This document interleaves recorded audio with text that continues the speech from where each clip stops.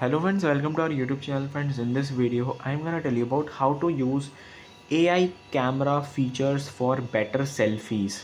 So I will tell you how you can make selfies brighten, more contrast and more beautiful. So you have to come to the camera and you can see here it is AI cam.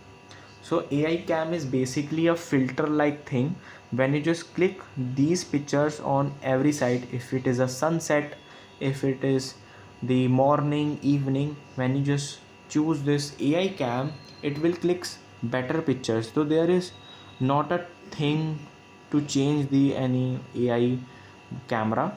So you can just change the zoom also from here. You can see that, and use this 48 megapixel camera to click steadily photos. Now you can click that and you can see how clear the photo is there, like this.